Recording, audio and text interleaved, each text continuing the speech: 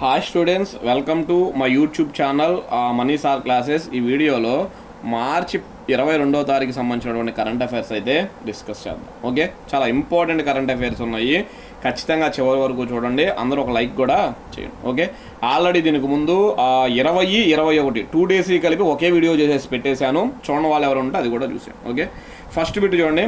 ప్రపంచ నీటి దినోత్సవం, వరల్డ్ వాటర్ డే అంటారు, మార్చి 22వ తారీఖు. ఎప్పుడు? మార్చి 22.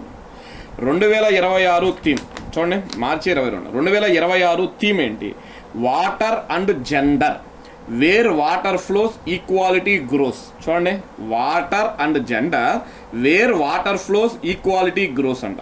ఓకే, నీటి కొరత వల్ల మహిళలు మరియు బాలికలు అసమానంగా ఎలా ప్రభావితం అవుతున్నారో ఈ థీమ్ తెలియజేస్తుంది. చూడండి, నీటి కొరత వల్ల అంట మహిళలు బాలికలు అసమానంగా ప్రభావితం అవుతున్నారంట. ఓకే, నీటి సంరక్షణ మరియు సురక్షితమైన తాగునీటి లభ్యతపై అవగాహన కల్పించడానికి ఈ రోజు నిర్వహిస్తారు. సింపుల్గా డే ఏంటి, థీమ్ ఏంటి గుర్తుపెట్టుకోండి, సరిపోయింది. ఓకే, నెక్స్ట్ రెండు చూడండి, ఇది ఏబిపిఎస్సికి పనికొచ్చే బిట్.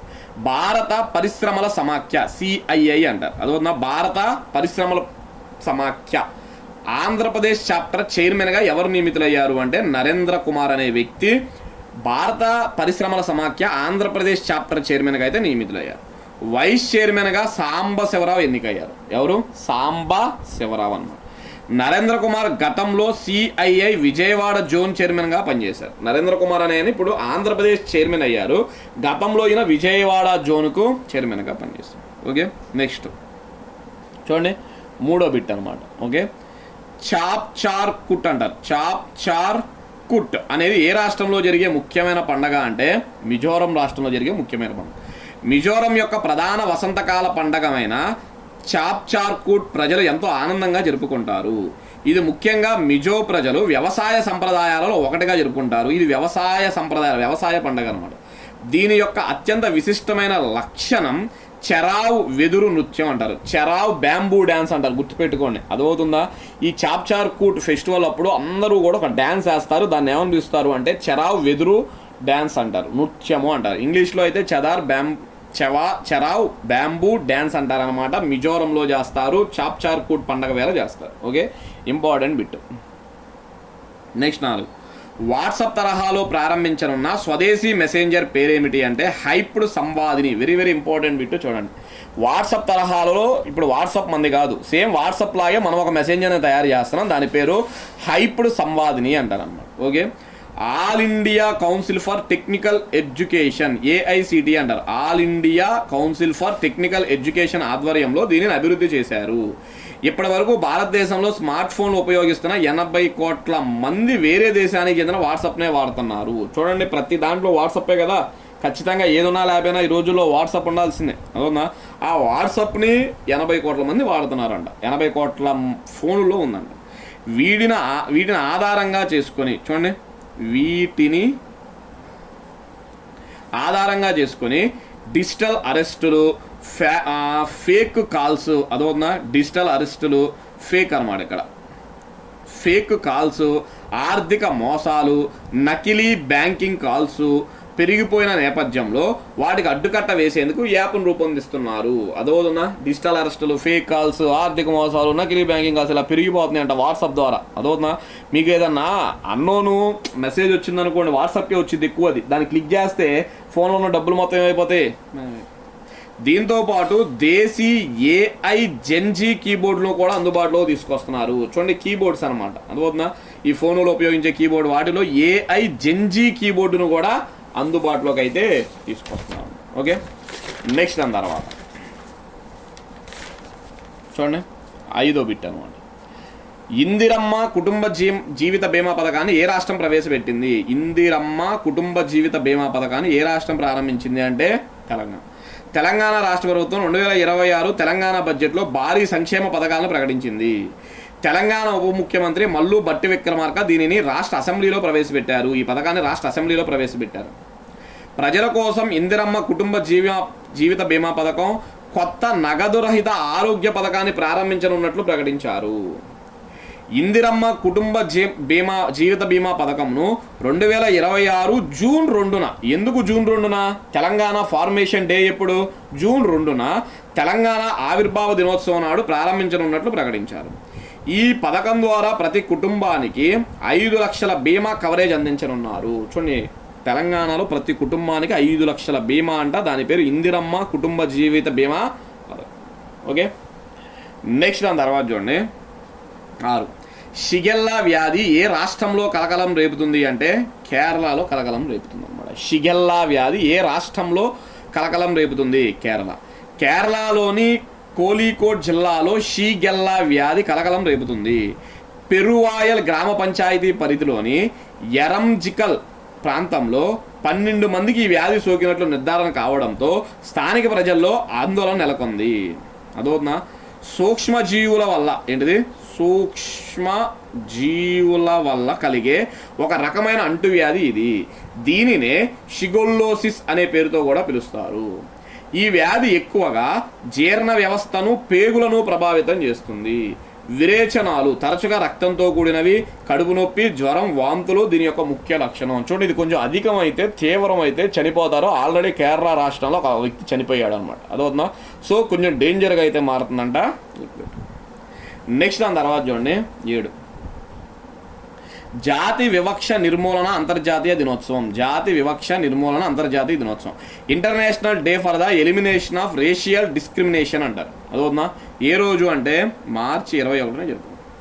ప్రపంచవ్యాప్తంగా సమానత్వాన్ని ప్రోత్సహించడానికి మరియు జాతి వివక్షతకు వ్యతిరేకంగా పోరాడడానికి ఈ రోజును కేటాయించారు. 1960 మార్చి 21న, చూడండి 1960 మార్చి 21న దక్షిణాఫ్రికాలో వర్ణ వివక్ష చట్టాలను వ్యతిరేకిస్తున్న శాంతియుత నిరసనకారులపై చూడండి, ఇప్పుడు 1916 మార్చి 21న దక్షిణాఫ్రికాలో వర్ణ వివక్ష చట్టాలను తీసుకొచ్చారంట. ఆ చట్టాలకు వ్యతిరేకంగా చాలామంది శాంతియుతంగా నిరసనకారులపై పోలీసులపై కాల్పులు జరపగా 61 మంది అమాయకులు మరణించారు. చూడండి, 1960 మార్చి 21న 60 మంది అమాయకులు చనిపోయారంట సుమారు. అదవుతుందా? ఈ సంఘటన ప్రపంచ దిగ్భ్రాంతికి గురి చేసింది. అందుకే ఈ రోజు నిర్వహిస్తున్నారు. ఈ రోజు కదా మార్చి 21గా జరిగింది. అందుకనే మార్చి 21న జాతి వివక్ష నిర్మూలన అంతర్జాతీయ దినోత్సవాన్ని అయితే జరుపుతున్నారు. Okay, next 8. ప్రపంచ హిమనీనదాల దినోత్సవం. వరల్డ్ డే ఆఫ్ గ్లేసియర్స్ అంటారు. గ్లేసియర్స్ అంటే హిమనీనదాలు. అదో మంచు కొండలా ఉంటాయి కదా, వాటిని మనం గ్లేసియర్స్ అంటారు. మార్చి 21. భూమిపై జీవరాశులను నిలబెట్టడంలో హిమనీనదాలు పోషించే కీలక పాత్ర గురించి అవగాహన కల్పించడానికి ఈ దినోత్సవాన్ని నిర్వహిస్తారు. ఈ భారీ మంచు నిర్మాణాలు ప్రపంచంలోనే మంచినీటిలో దాదాపు 70% నిల్వ చేస్తాయి. అందువల్ల ఇవి జీవావరణ వ్యవస్థలకు మరియు మానవ మనుగడకు అత్యంత అవసరం. సింపుల్. చూడండి, మనకి గ్లేసియర్స్ హిమనీనదాలు అనేవి కరిగినాయి అనుకోండి, ఆ నీరు, ఆ హిమనీనదాల వల్ల కరిగిన నీరు నదుల ద్వారా ప్రవహించి నదుల్లో నుంచి ఎక్కడికి వెళ్తాయి? సముద్రంలోకి వెళ్తాయి. అదవుతుందా? మరి సముద్రంలోకి వెళ్తే 70% హిమనీనదాలు ఉన్నాయంట. మరి ఈ 70% కరిగిపోయినాయి అనుకోండి, అవన్నీ కూడా సముద్రపు నీరులా మారిపోతాయి. అప్పుడు సముద్ర మట్టాలు ఏమైపోతాయి? పెరిగిపోతాయి. సముద్ర మట్టాలు పెరిగిపోతే లోతట్టు ప్రాంతాలన్నీ ఏమైపోతాయి? మునిగిపోతాయి అన్నమాట. ఈ దీవులని చెప్పుకుంటున్నాం కదా మనం, ఆ దీవులు ఏమి ఉండవు, మునిగిపోతాయి. సో జీవావరణ వ్యవస్థకు, మానవ మనుగడకు గ్లేసియర్స్ ఎంతో ముఖ్యం. అలాంటి డే ఎప్పుడు అంటే మార్చి 21. ఈ దినోత్సవాన్ని ప్రతి సంవత్సరం UNO నిర్వహిస్తుంది, ఐక్యరాజ్య సమితి నిర్వహిస్తుంది. ప్రపంచంలో అతిపెద్ద గ్లేసియర్ ఏది అంటే ఈస్ట్ అంటార్కిటికా అంటారు. ఈస్ట్ అంటారు. భారతదేశంలో అతిపెద్ద గ్లేసియర్, ఇది చాలాసార్లు అడిగాడు, గుర్తుపెట్టుకోండి, సియాచిన్ అనమాట. భారతదేశంలో అతిపెద్ద గ్లేసియర్ ఏంటిది? సియాచిన్. Okay, next 9. న్యాయవాద వృత్తిలో మగవారి కంటే మహిళల ప్రయాణం కష్టంగా ఉన్నట్లు ఎంత శాతం మంది మహిళా న్యాయవాదులు భావిస్తున్నారు? చూడండి, న్యాయవాద వృత్తిలో అంట మగవారి కంటే మహిళల ప్రయాణమే కష్టంగా ఉందంట. ఎంత శాతం మంది చెప్పారు ఆ మాట? 81.3% మంది చెప్పారంట. అదవుతుందా? Next, supreme court bar association. చూడండి, సుప్రీంకోర్టు బార్ అసోసియేషన్ నిర్వహించిన సర్వేలో ఈ విషయం తేలింది. SCBA సుప్రీంకోర్టు బార్ అసోసియేషన్ నిర్వహించిన సర్వేలో 41.1% మంది తమ ప్రయాణం అత్యంత కఠినంగా ఉన్నట్లు చెబితే మరొక 40.2% మంది కొంతమేర క్లిష్టంగా ఉన్నట్లు అభిప్రాయపడ్డారు. చూడండి, వీళ్ళు 41.1, వీళ్ళు 40.2. టోటల్గా ఈ రెండింటిని మనం ప్లస్ చేస్తే 81.3% అన్నారు. దాంట్లో 41 అత్యంత కష్టంగా ఉంది మహిళల పరిస్థితి న్యాయ వృత్తిలో అన్నారు. ఈ 40.2% కొంతమేర కష్టంగా ఉంది అని చెప్తున్నారు. లైంగిక వేధింపులు ఎదుర్కొంటున్నట్లు 16.1% మంది ఈ సర్వేలో తెలిపారు. చూడండి, న్యాయవాద వృత్తిలో కూడా మహిళల యొక్క లైంగిక వేధింపులు అయితే ఉన్నాయి. నెక్స్ట్, తోటి మహిళల నుంచే ఇబ్బందికరమైన పరిస్థితులు ఎదుర్కొన్నట్లు 45% చెప్పారంట. అదవుతుందా? తోటి మహిళల నుంచే ఒక మహిళ ఎన్నో ఇబ్బందికరమైన పరిస్థితులు ఎదుర్కొంటున్నారు అని చెప్పి ఈ సర్వేలో 45% మంది అయితే చెప్పారు. ఓకే, ఇంపార్టెంట్ బిట్టే గుర్తుపెట్టు. నెక్స్ట్ అండి 10వ బిట్టు, అంతర్జాతీయ నౌరూజ్ దినోత్సవం, ఇంటర్నేషనల్ నౌరూజ్ దినోత్సవం డే ఏ రోజు అంటే మార్చి 20. అంతర్జాతీయ నౌరూజ్ దినోత్సవం 2026 మార్చి 21న జరుపుకుంటారు. ఇది పర్షియన్ దేశ నూతన సంవత్సరము మరియు వసంత ఋతువు రాకను సూచిస్తుంది. వసంత ఋతువు అంటే ఎండాకాలం.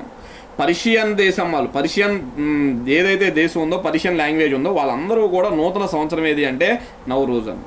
పర్షియన్ భాషలో నవరోజ్ అంటే కొత్త రోజు అని అర్థం. ఈ రోజును 3000 సంవత్సరాలకు పైగా జరుపుకుంటున్నారు. చూడండి, 3000 సంవత్సరాల నుంచి ఈ నవరోజ్ అనే ఫెస్టివల్ని జరుపుకుంటానే ఉన్నారన్నమాట. ఓకే, నెక్స్ట్ చూడండి 11. UK house of Commons, UK అంటే యునైటెడ్ కింగ్డమ్ అనమాట. యూకే హౌస్ ఆఫ్ కామన్స్ 2026 అవార్డును ఎవరు అందుకున్నారు? రితు పర్ణసేన్ గుప్తా. ఆమె పేరు రితు పర్ణసేన్ గుప్తా. భారతీయ నటి రితు పర్ణసేన్ గుప్తాకు మహిళా సాధికారత పురస్కారం లభించింది. యూకేలోని ప్రతిష్టాత్మక హౌస్ ఆఫ్ కామన్స్లో ఈమెను సత్కరించారు. అంతర్జాతీయ మహిళా దినోత్సవం సందర్భంగా ఈ పురస్కారాన్ని ప్రకటించగా ఇప్పుడు ఆమెను ఈ గుర్తింపుతో సత్కరించారు. చూడండి, మార్చి 8వ తారీఖు మనకేంటిది ఇంటర్నేషనల్ ఉమెన్స్ డే కదా. అంతర్జాతీయ మహిళా దినోత్సవం ఎప్పుడు? మార్చి 8. అప్పుడే ఆమెకి ఈ అవార్డును ప్రకటించారంట. ఇప్పుడు ఆ అవార్డుతో ఆమెను ఏం చేశారు? సత్కరించడం అయితే జరిగింది. ఓకే, నెక్స్ట్ 12వ బిట్టు చూడండి, చాలా చాలా ఇంపార్టెంట్ బిట్టు. భారతదేశ వస్త్ర ఎగుమతుల్లో ఏ రాష్ట్రం అగ్రగామిగా అవతరించింది? భారతదేశ వస్త్ర ఎగుమతుల్లో ఏ రాష్ట్రం అగ్రగామిగా అవతరించింది అంటే తమిళనాడు రాష్ట్రం అన్నమాట. ఏ రాష్ట్రం? తమిళనాడు రాష్ట్రం. ఓకే, చూడండి, వస్త్ర ఎగుమతుల్లో తమిళనాడు ఫస్ట్ ప్లేస్లోకి వచ్చేసిందంట. 2024-25లో $7,997 మిలియన్ విలువైన ఎగుమతులతో గుజరాత్ మరియు మహారాష్ట్రను అధిగమించి తమిళనాడు భారతదేశపు అగ్రగామి వస్త్ర ఎగుమతిదారుగా అవతరించింది. ఏంటిది? వస్త్ర ఎగుమతిదారుగా అవతరించింది. అగ్రస్థానంలో తమిళనాడు ఉండగా, 2వ స్థానంలో చూడండి, ఫస్ట్ ప్లేస్లో తమిళనాడు ఉండగా 2వ స్థానంలో గుజరాత్, 3వ స్థానంలో మహారాష్ట్ర నిలిచాయి. దేశం యొక్క మొత్తం వస్త్ర ఎగుమతుల్లో తమిళనాడు వాటా 21.84% ఉంది. ఎంత ఉంది? 21.84% అయితే ఉంది. ఓకే, ఇవి స్టూడెంట్స్ మనకి ప్రధానంగా ఇప్పుడు మార్చి 22వ తారీఖుకి సంబంధించినటువంటి కరెంట్ అఫైర్స్. అదవుతుందా? Okay, thank you.